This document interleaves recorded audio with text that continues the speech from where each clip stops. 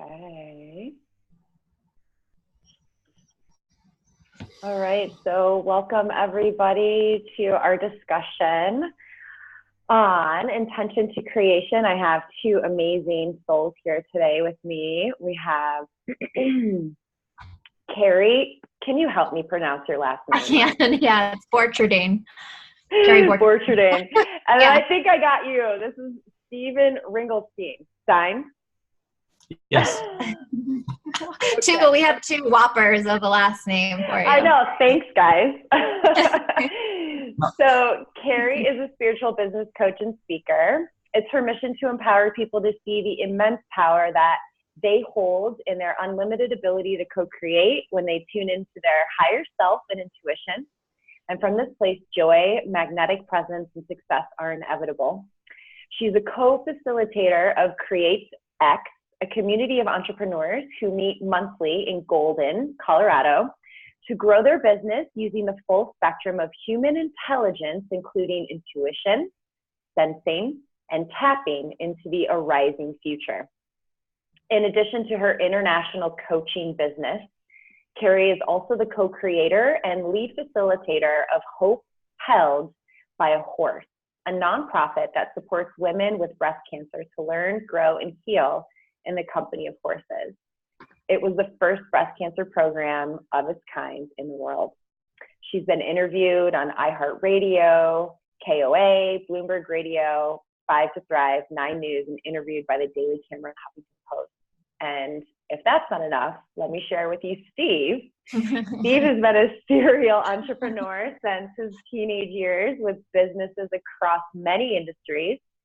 For the past 16 years, Stephen has researched and specialized in inner worlds of successful entrepreneurs by exploring how neuroscience, quantum physics, and the energy world propels business success in the outer world. He is a pioneer in leading from an arising future, collective human intelligence, and creating transformative paradigm shifts with small businesses, mid-sized, and Fortune 500 companies. He is a founder and CEO of Pristine Creation, which focuses on strategic innovation consulting, as well as a multidimensional leadership institute, which focuses on leadership development training. Stephen is considered an expert in strategy development, creating high-performance teams, and shifting organizational culture. He has 40 years of leadership, business, and consulting experience, and is skilled at bringing innovation to all aspects of business. And in addition to that, he is the founder of Create X, a community of entrepreneurs who meet monthly as well in Golden, Colorado, with Carrie. So welcome, both of you. Thank you. Thanks. Happy to be here. Yeah, let's get started. You guys, before I interview, I meet with all of the speakers, and we kind of riff on what we want to talk about. And I just got so excited to hear their stories and how much in alignment what their mission and their vision is with what we are doing with Move to Manifest. Yeah, I was excited when Marissa reached out and told me what you all were doing. So I'm happy to be invited and play today with you guys. So why don't we get started? Why don't you guys share with us about Pristine Creations? Let's break that down and kind of segue into some beautiful shares that you can express to the group. Mm-hmm. Well, Pristine Creation emerged when we realized that we can participate in intentions and manifestations in business from 4 different paradigms. We call them 4 different zones. And depending on what zone you're operating from, that is what you're going to manifest and create in your business and in your life as well.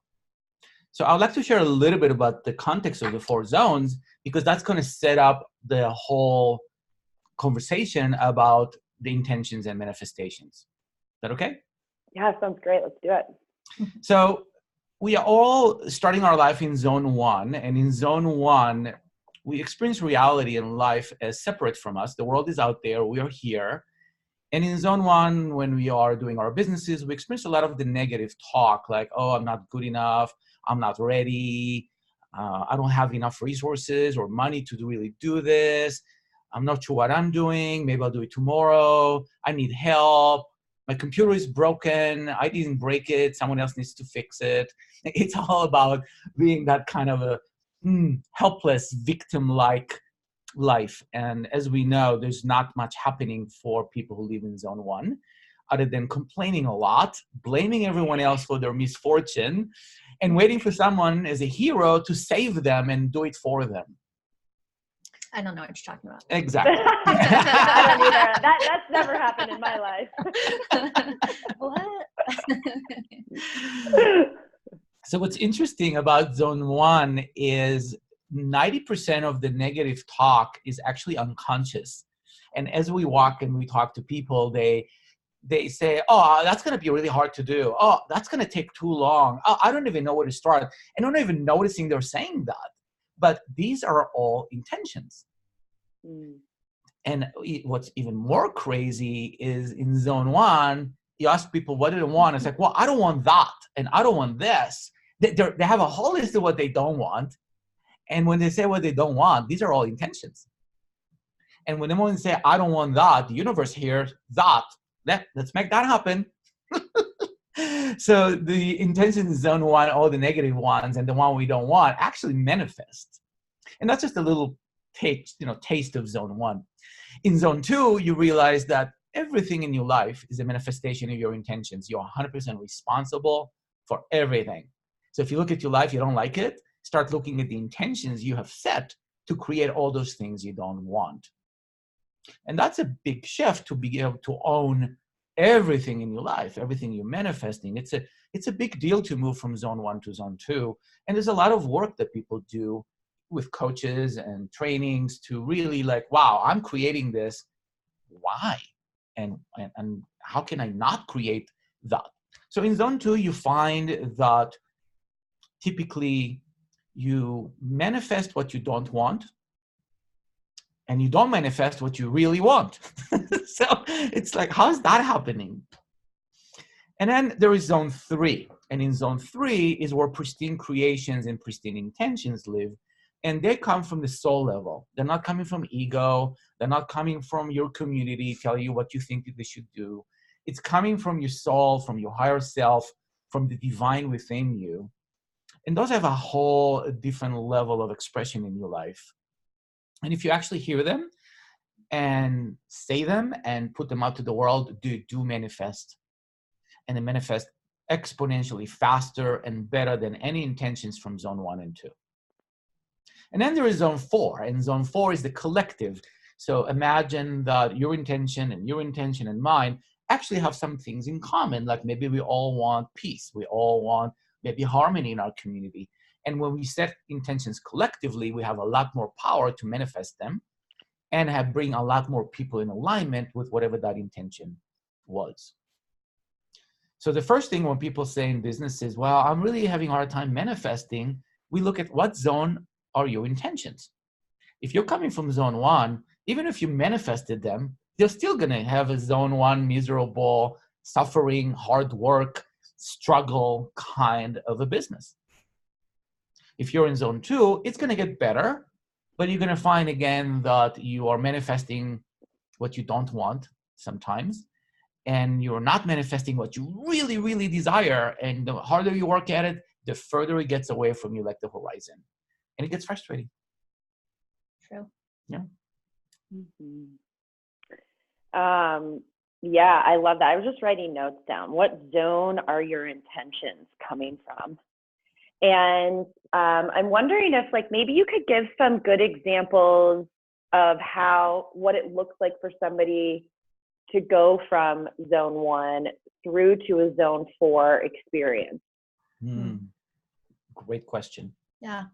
So I can speak to that some because I met Stephen about a year ago, and we started talking a lot about this idea of zones. And so I literally have been practicing since I met Stephen, kind of starting somewhat in zone 1, because I think most of us as humans spend a lot of time in that area of I'm a huge driver. I had a successful business, but there was something that was just not quite right. And so I kept doing all of the things, and I kept doing all of what my coaches were saying, and I was successful. But there was still that part in my mind that was kind of constantly swimming in, oh, maybe it's just because I'm not good enough, or I am not growing fast enough, all of those things. And so that is partly what I kept drawing in, because I wasn't creating from that place of flow. I was creating from a place of I should, or this is what I'm supposed to be doing, or these are the steps that I've been told to do. And so that's where all of my creation was coming from. And you were shooting all over the place. I was shooting all over the place. Yes, I was shooting all over the place. And so that was sort of the example of zone 1. And so even though I was making stuff happen, because I think we can still make stuff happen from that zone, it's just really takes a lot of effort. And I was having to talk to 3 times the number of people in order to get one client, or to get just to sit down with somebody or anything like that, rather than being more in the zone. But then when I moved to zone 2, that tends to be more goal oriented. So I had a retreat in January, and I had a very specific goal of having 12 people there, and I got my 12 people there, but I didn't get 13. Because there was, when I was in zone 2, I might have had the particular goal in mind, and I was still able to manifest that, but it created a cap. Like, it created a limitation on what could really come through if I tapped into more of the potential than just manifesting what I can imagine. So in zone 2, it's a lot of imagining, and I think we're told to live in zone 2 a lot, especially as entrepreneurs and business people. We're goal-oriented, we are masterminding, we are problem solving. And when I was in zone 2, there is definitely a limitation there, because people say, okay, what's your 5-year plan? You know, just visualize what your life is going to be like in 5 years, and write it down and feel what it feels like. And all of that is amazing, and it absolutely, it works. However, it is only what we can imagine. So if I write down my 5-year plan, the only thing that I can write down in my 5-year plan is what my mind has the capacity to visualize and imagine. And there's so much more that could come through that I have no idea what's even possible. And so that's was moving into zone 3, which is really just being in the energy of being joyful and laying the foundation every day of my day, doing my practices, feeling great. And if I'm not feeling great, checking in with myself and working that out and living in that flow. And then things actually just end up coming to me. And that is one of the most beautiful pieces of manifesting, when you manifest something that you are completely surprised about. And then zone 4 is more of the collaboration, which is the place that's the most fun, has been the most fun for me recently to play in, is who can we call in, who can I call in that is aligned with the mission that I am doing on the planet, so that we can amplify that exponentially and have fun playing together instead of in our individual sandboxes. So like Move to Manifest is a good level 4 example. Yes, exactly. Well, we kind of talked about that. It came through in a meditation. It scared the hell out of me. I have no idea where it's going. Yeah, it surprised you. Right? Yeah. It was but not... it felt so good. Yeah. And it energized me. And from there, I felt inspired to ask certain people to be a part of it. Like, from there, logical steps started to be given to me on where I needed to go. Yeah.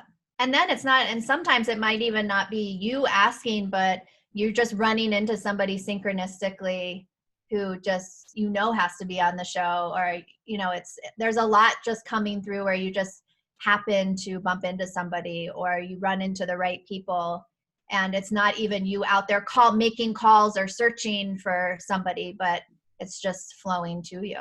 Mm-hmm. Yeah. A big distinction is in zone 2, you think you know where you're going and you're chasing it. You're working really hard to go get clients, get the next step. You're working really hard to get to a destination. In zone 3, there is no destination. The destination is unknown, and how you're going to get there is unknown. So you have to be tapping into your intuitive sense every day, every moment, and receive the guidance to what wants to be created through you. And you have no idea what that is. And if you just do that, it's got so much energetic alignment from your soul and the universe that everything flows exponentially faster than you can imagine in directions you don't know. And, a good analogy for that is the relationship between parents and kids, where if the parents wants their kid to be a doctor or a lawyer and they're pushing them to do that, and of course you're going to get resistance, versus allowing the child to become whatever the child wants to be. So if you plant a seed in the ground, you don't tell the seed, I want you to be an orange tree or sequoia tree. They're going to be whatever they need to become. So if you think about your business from the same perspective, if we relate to our businesses like our children, we give them the nourishment, the sunshine, the water, whatever they need, and allow the business to develop to whatever they want to become versus what you think they should become. Because in entrepreneur, you think, oh, they're an extension of who I am, as if they don't have their own soul, but they do. So that's a big shift to zone 3 and 4 when you treat your business as its own entity, its own soul. It wants to become whatever it wants to become, and you're the parent supporting that business. Yeah, I can relate to that too. Even with creating my coaching program, I actually went into Journey Space and was given the steps, the months, and how it should be formatted.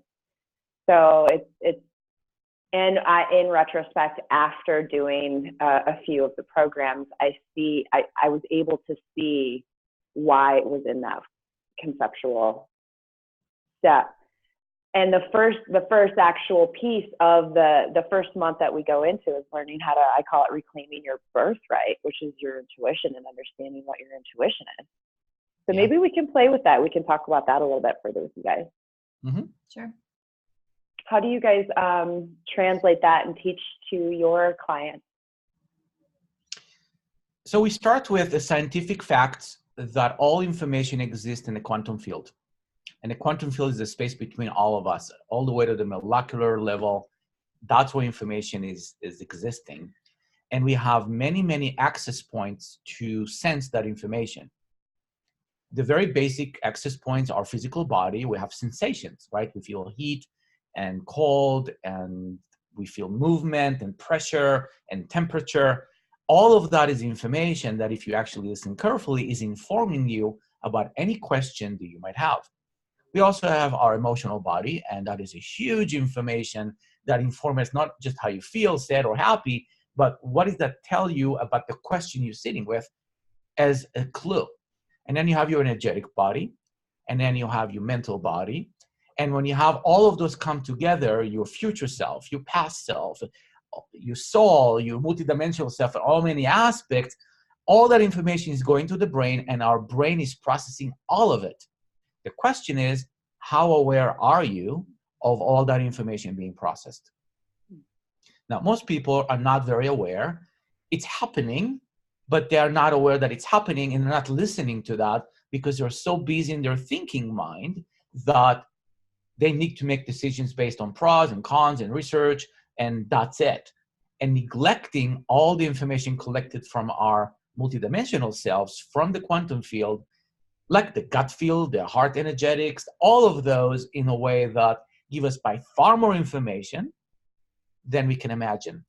Also, they're influencing our decision anyway, right? Sometimes you say yes to something, you don't even know why you said yes, but it was a gut feel.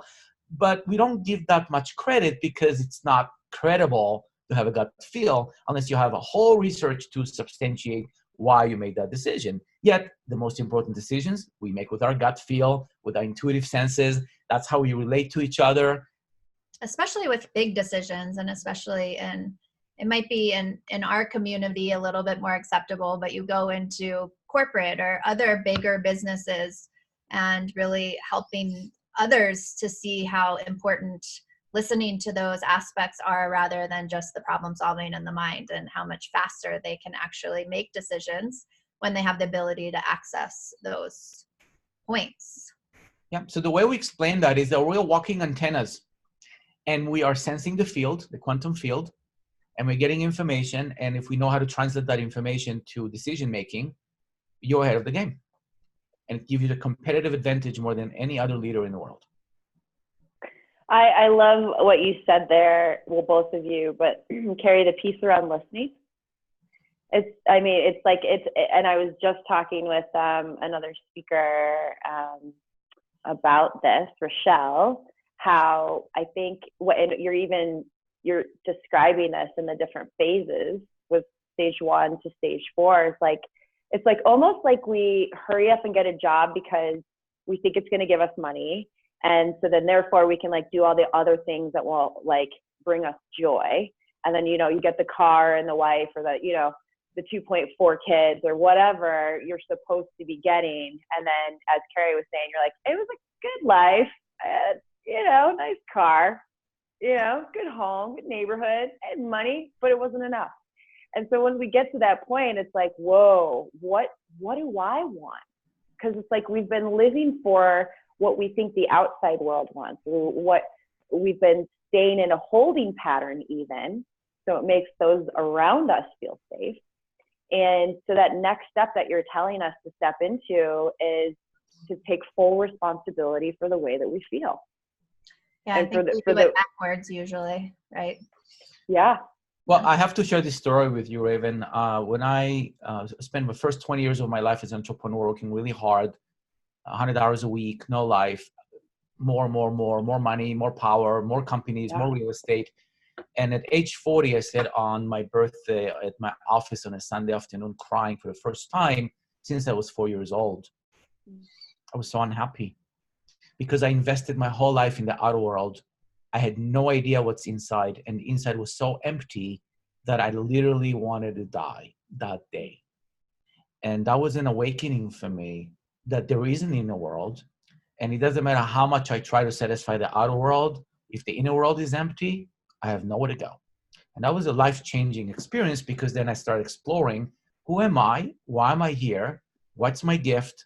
And how I'm here to express them. And with those questions, I spent the next years exploring and downloading and discovering things beyond that I could ever imagine. And these are the things continuing to unfold in zone 3 and 4 because the journey is going to what I don't know, that I don't know about who I am and about what I could do. And, I'd love to have you break that down a little bit more, Stephen, coming from a male perspective and working with your emotional system. Do you think that you could I think that this is a really important subject to talk about. When manifestation requires both male and female components, you need an egg and a sperm for fertilization to happen. And that is the same component with a vision or an idea.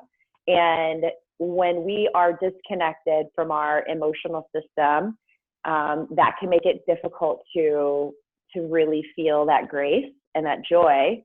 And it seems as if the male population have a higher likelihood of disconnect than women. So can you share your experience with that?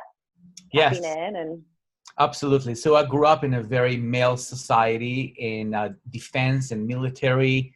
It's all top down and no emotions whatsoever. I remember I had a PhD secretary who was doing emotional stuff, and she said, "You're very powerful, boss, but you're not showing or connecting to your emotions. And the day you do, you'll discover how powerful you are."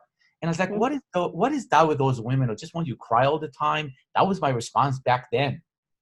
And I just said, I remember that. He's come a long way.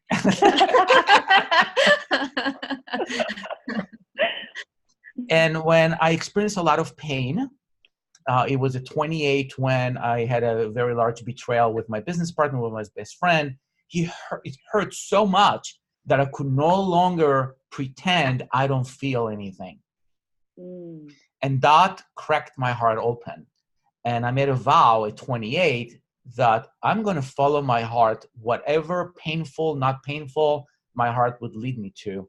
And I was curious where my heart would lead me to. And I developed unbelievable emotional intelligence, empathy, connection to other people, completely shifted my life.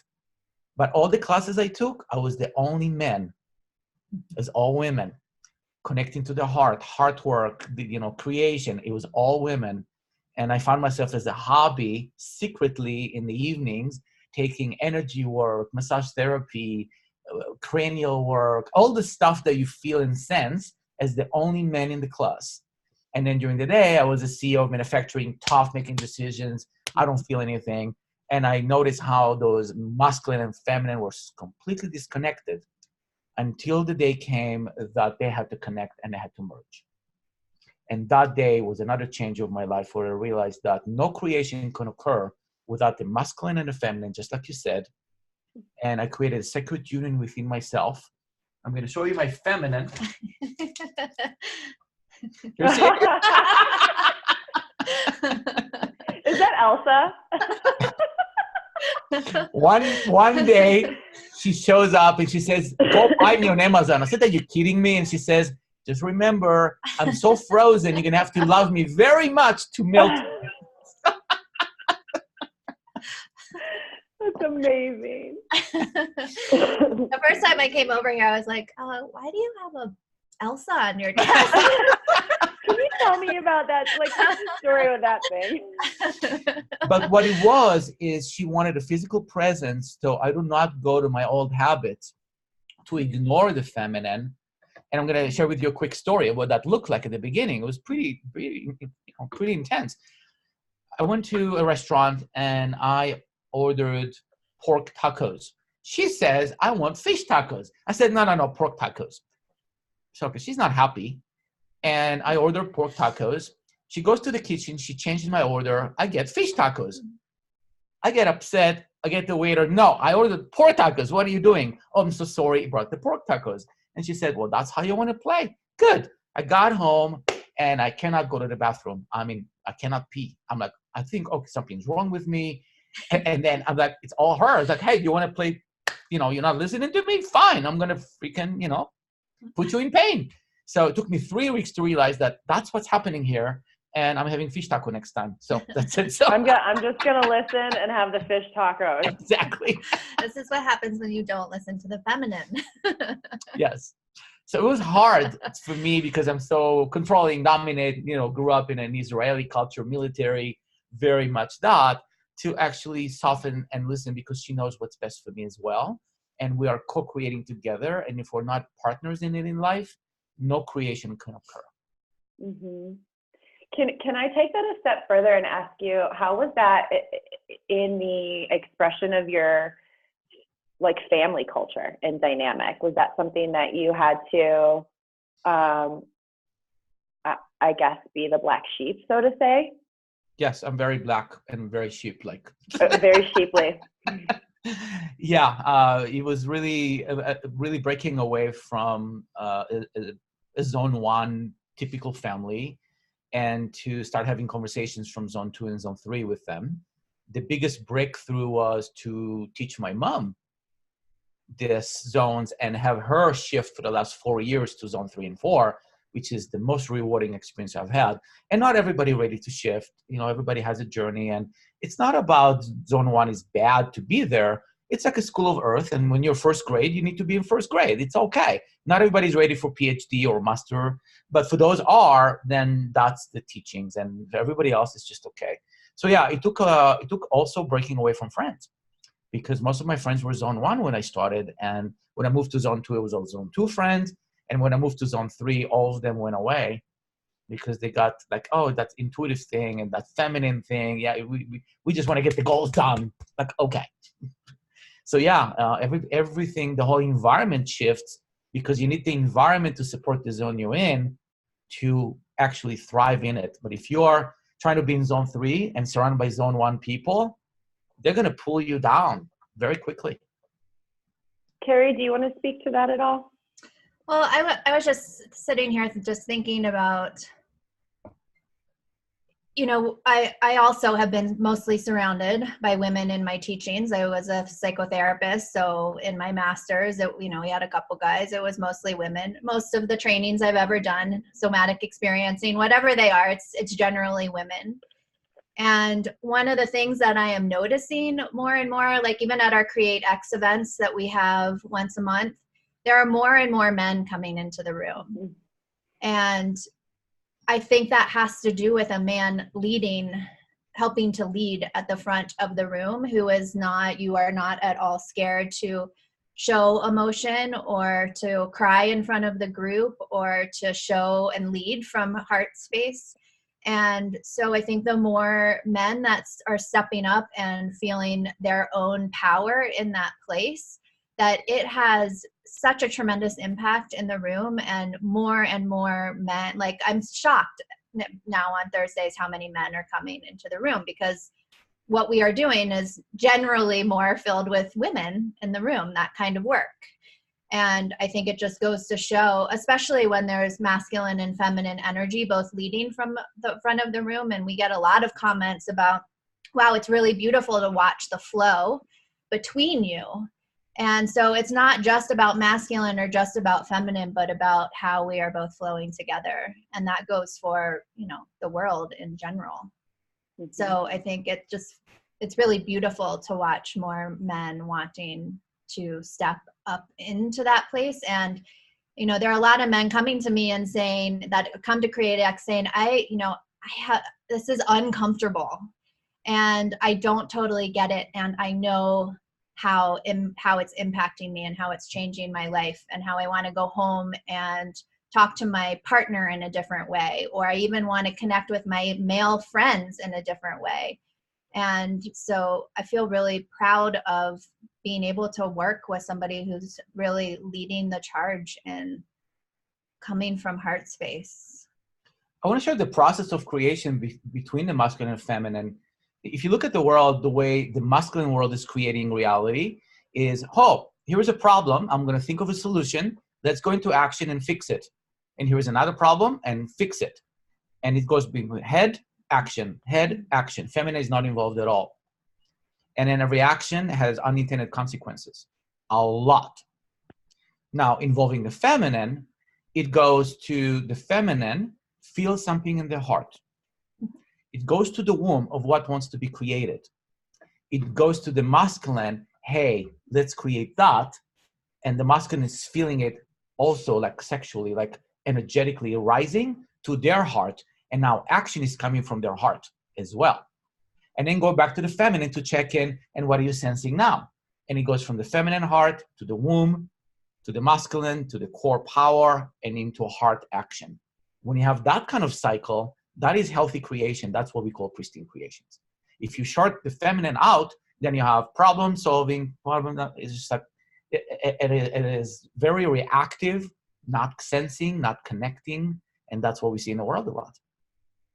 Yeah, I mean, even just identifying you're stressed out, you need to get yourself into a calm state so you can think clearly. Yes. And not just like get an inspired thought, but just be nice.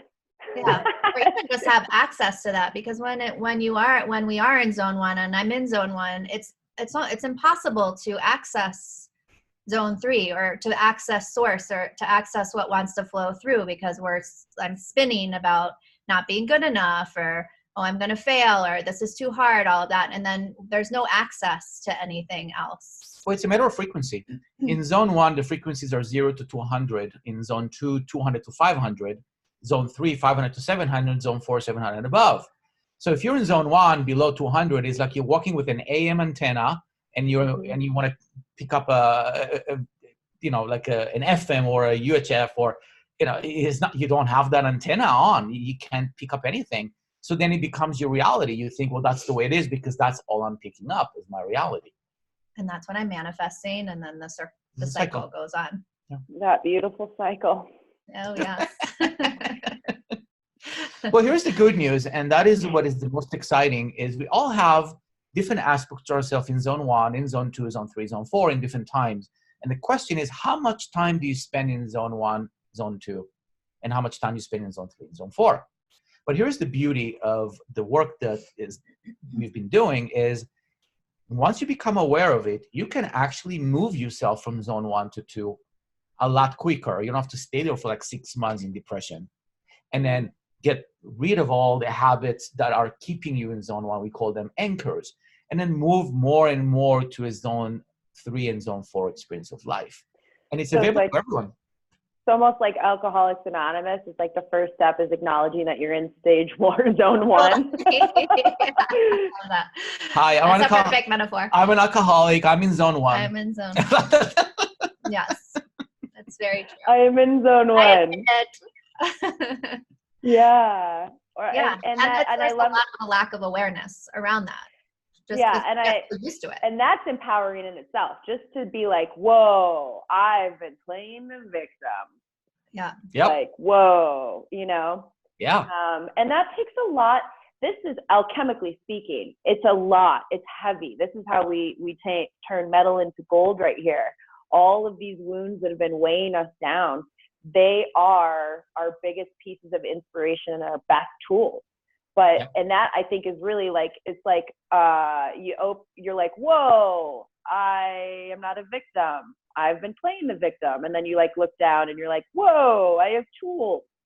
So then you start like stage 2, you look and you're like, how do I use this hammer? Is this a hammer? Like, what do I do? And then from that point, you start to, become an expert maybe of your tools, your like natural tools. Yeah. Yes. In stage 3. And then you're like, hey, I can build part of a house. I don't know how to put the windows in, but I think somebody else knows how to put the windows in. And then you're able to create an even large structure from it. Yeah. Exactly. And you see that hammer might not be the only tool that you can use, that there's probably lots of other possibilities of ways that you can build it as well. Yeah. Yeah. It's really entertaining. When you're in zone 1, you don't know any different because your only reality is zone 1. You don't know zone 2 even exists. And you're not going to be open to even learn that it exists because you're so comfortable being in zone 1 because it's safe. It's miserable, but it's safe. Yeah. When you are in zone 2, you're so busy solving every problem in your life that you don't have time to even know that there is more than that either, unless you have some kind of an awakening or someone told you about it. So it's really interesting. When you're in zone 2, you reject zone 1 people. Oh, they're victims, always complaining. Oh, so annoying. Oh, they're so annoying. Oh, they're always gossiping. I can't be around them. Push them away. Oh, it's zone 1 people. Get away from them, right? Yeah. When you move to zone 3, you start rejecting the zone 2 people. Oh, it's all ego. Oh, how much money are you going to make? How fast are you going to get there? How fast? I mean, it's like, ugh. Just like, they're so miserable with chasing the outer world goals and so empty in the inside. So you reject them. But when you get to zone 4, you embrace everyone. That's the only zone that everyone has a place in the world, and it's okay to do the lessons they learn. So when you look at a zone 1, when you tell them, hey, you're playing a victim, look how angry you are. And they say, I'm not angry. Okay, you're not angry. That's okay. We love you. That's interesting. Another good example.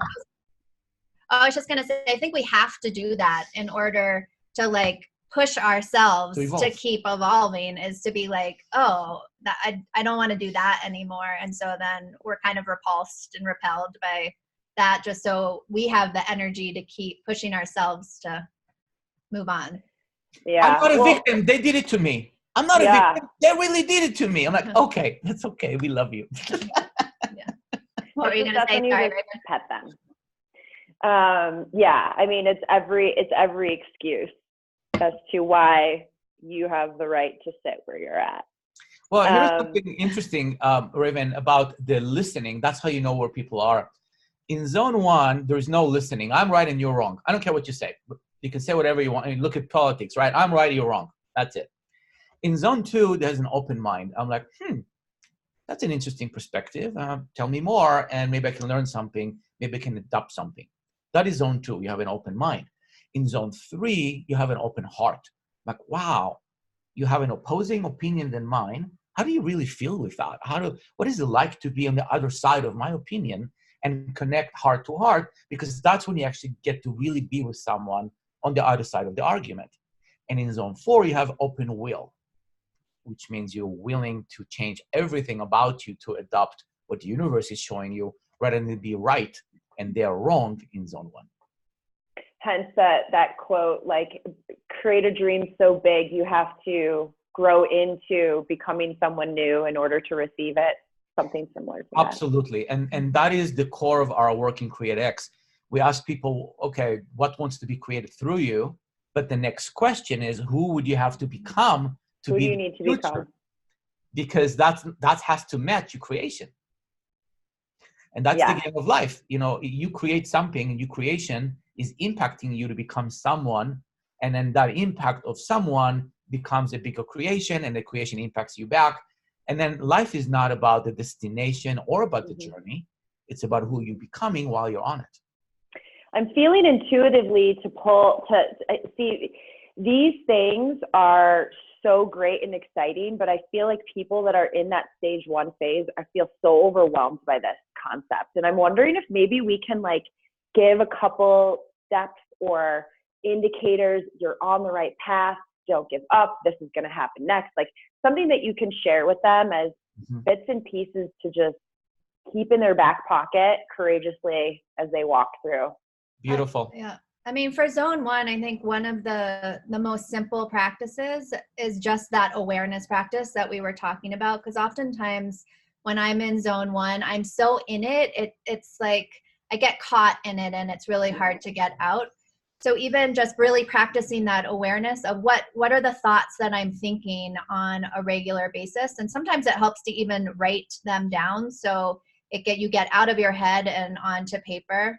Just what is the awareness? Because then when that's on paper, you can start flipping the story and asking yourself, is that actually true?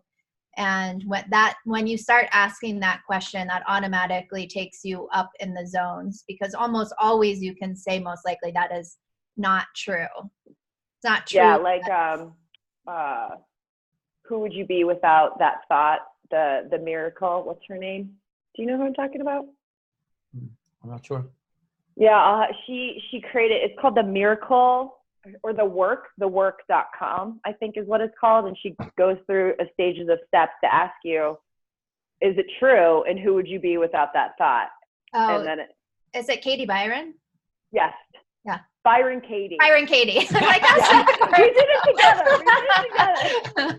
Yeah. Like, that keep going. Right. Yeah.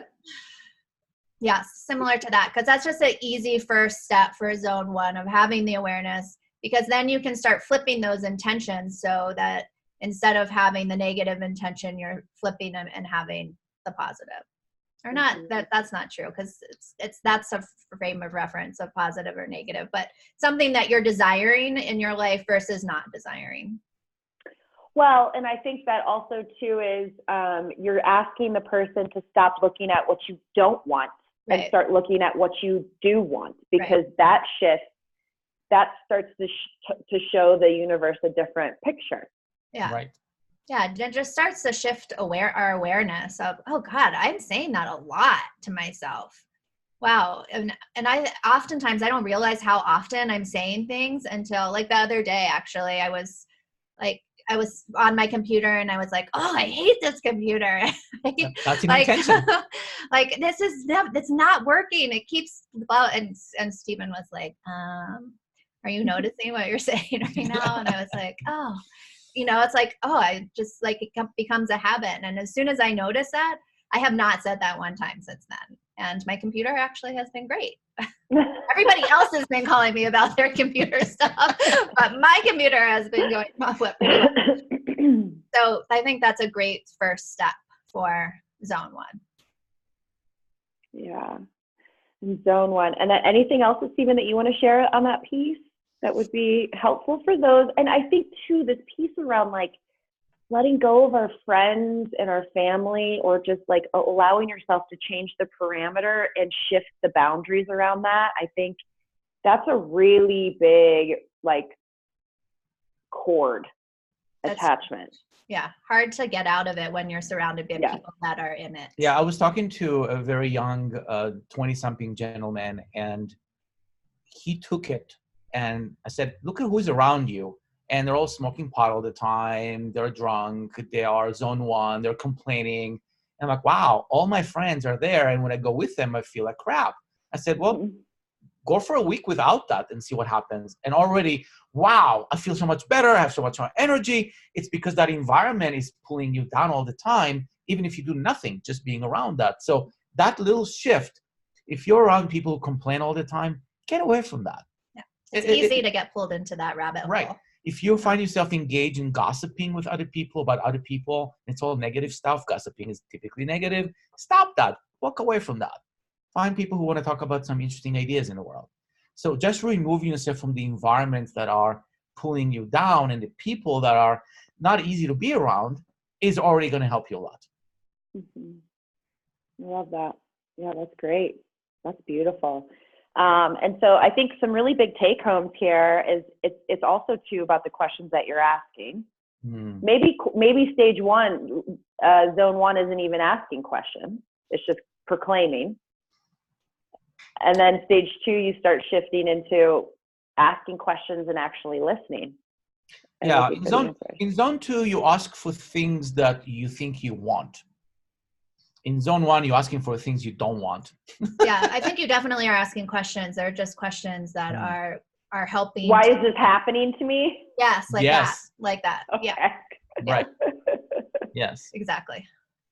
I find that a lot of the zone two questions are about the outer world and results and specific, SMART goals, specific, measurable, action oriented. And so that is typically what we see in zone two.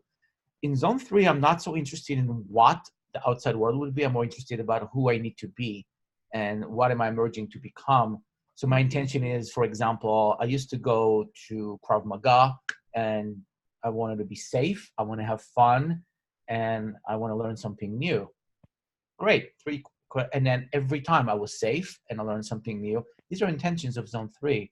It's not like I want to win in the fight. I want to punch someone and I want to feel really powerful.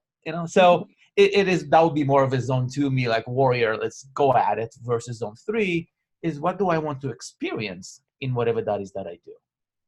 I also love the metaphor that you use of the questions and the steps. Do you want to share that? Sure. So in zone three, if you can imagine a stairway, when you step on, you ask a question that's going up the stair. When you find an answer, it's the flat surface you stand on. The purpose of the flat surface is to get you to the next question, which is the next stair up. It is not the answer, but only to lead you to the next question. Most people in zone two, they just want to find the answers. I want to know my life purpose. Once I know it, I'm not going anywhere. I'm done. No, it's a journey. It will lead you to the next question to ask and the next question to ask. So if you focus in zone three, is about the questions are more important than the answers. Or in zone two, the answers are more important than the questions. Beautiful. Mm-hmm. Yeah. Well, is there anything else that you think would be really helpful information to share with these freshly blooming, brand Nubian manifestors? Maybe you could share a practice about a zone three practice for zone one people as well, that everybody can do this. Okay. Oh, great. Let's do it. So oftentimes when we are, well, pretty much always when we're in zone one, it's coming from the headspace. We're spinning in the headspace. We tend to be disconnected from the body. And so a great practice is to enter back into the body. And for me, I'm an extremely visual and physical person. So it's helpful for this practice is helpful for me because it anchors me into 3 specific spots in the body. And I can see it, I can feel the different spaces. And so even when like life is spinning around, I can remember to come back into this vertical core inside my body. And it helps to just pull me back in, not only into my core of my headspace, but also into my heart space and into my gut. And when we are aligned in our vertical core, then that's when you have the most access to source as well. So it's really hard to just be spinning in zone 1 in the headspace if you are also connected to your heart and your gut at the same time. It's really challenging. So this is a great practice to just kind of anchor back into your body. If you feel like you're spinning in your head or like a tornado of life is coming through, you're having a big family issue, just to come back into the vertical core. So I'll just lead a quick meditation piece. Just practice to get into the core. Okay. So as long as people are not driving and watching, you can go ahead and close your eyes. And otherwise, you can still do this with your eyes open, but it's helpful to have your eyes closed. And so first, just landing in your chair, or if you're standing, into your feet. connecting to your breath.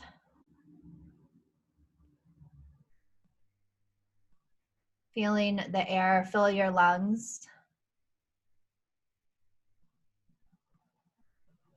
And you're going to imagine that you are bringing all of your attention and all of your energy into the center point of your headspace. So if you could imagine a cross section of your head, that center point of your mind.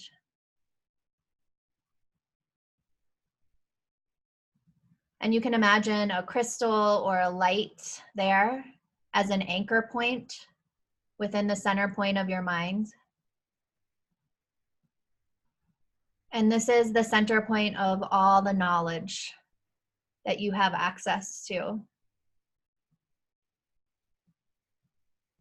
And you can even imagine breathing in through that center point in your mind and out.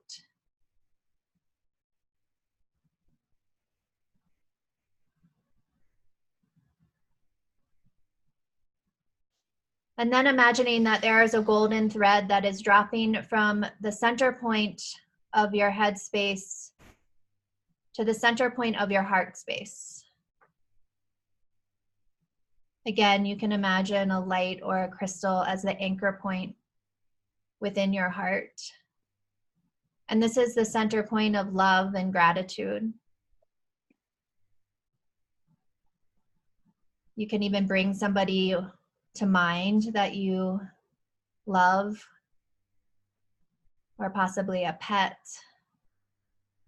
something that fills your heart space with joy and gratitude and love.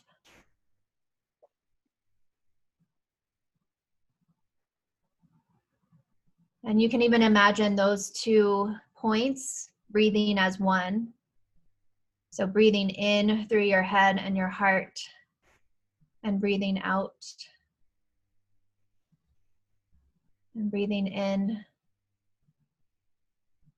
and out. Feeling the expansion of your heart space on all sides. Still being anchored to the center point.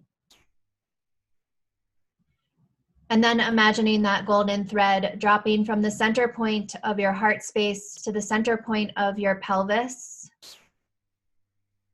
For women, that's a few inches below your navel, back towards your spine. And for men, it's a couple of inches. So it's in the center point of your pelvic bowl. The center point of intuition, the center point of power, of life force. The center point of gravity. And you can imagine a light or a crystal as the anchor point there. So feeling all 3 of those points, the center point of your head, your heart, and your gut, all breathing as one. And you may notice that you have an easier time being in one point or the other, and that's perfectly fine. This is a practice. And the more you practice, the more you will have connection to all 3 at one time. And this is the calm in the storm, a point that you can always come back to when life is spinning around you, or you feel stressed, or you are in zone 1. Just come back to these 3 anchor points.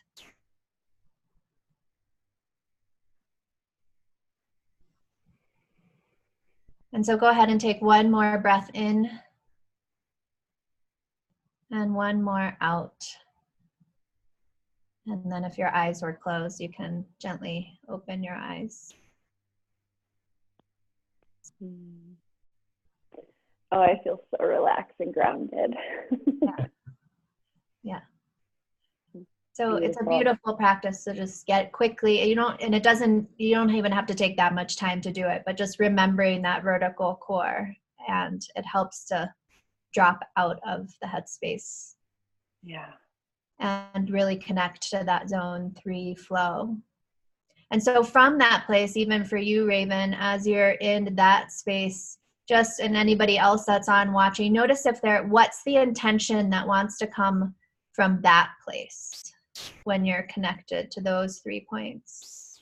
So listen to an intention that is arising for you right now, and whatever that might be. That would be a zone 3 intention. Mm-hmm. I love that. It's beautiful. Well, I can't wait for everybody that hasn't had a chance to watch this to start marinating and chewing on this information. I think that this is really cracked open some minds and hearts for some viewers. And these are such easy tools and simple steps to make some real change and manifest the way you really want to manifest. And if anybody is local and wants to come and just play and practice these, because there's something that happens when we come into community and we practice these things together, it allows us to really exponentially amplify our ability not only to manifest, but to just work with one another in community. So the second Thursday of every month, we come together and play in the quantum field and bring a question and see what insights want to come about from that place. Yeah, that sounds amazing. I'll have to make my way down the hill one of those Please days. do. Yeah. And come play with you guys. It's a lot of fun. Imagine. Yeah, it's a lot of fun because of the level of surprise everyone gets of what is emerging, and no one expects. You come with a question and you get to such a different destination you can imagine. And this is about the community. This isn't about Stephen and I building a community. We want everybody that's coming and participating, we are building it together. So we are wanting to just see, this is our practice of, we have no idea what's going to happen or what it's going to become, but we just know it feels good, and we love the people that are coming and the community that's building. And so if you want to come and play and collaborate, that's a great space to come and collaborate. The theory we are testing is if we create a zone 3-4 space and we put people in it, including zone 1 and zone 2 people, what would happen to them? And in the 6 months we've been doing it, every single person moved to zone 3 and 4. Even if it's temporarily, they move to zone 3 and 4. You can go back home and be back in zone 1 complaining about. But the experiment is, can we collectively create zone 3 and 4? And what can we collectively create in that space? Mm-hmm. That's beautiful. Well, we'll make sure that we have, everybody has access to find you and connect with you. Make sure that you guys Facebook friend them, reach out to them if you have any other questions, and post questions on the comments so that they can share and we can continue this evolution of understanding and integrating this into wisdom. If people have questions, please post them in and we will pop in too and answer any questions or reach out directly too. Yeah, sounds great. Well, thank you guys so much for carving out some time for us this evening or this afternoon on Sunday. And we wish you the most wonderful rest of your day. Thank you so much. Thanks. Blessings. Have a great day. Okay, thanks you too. Take care. Bye.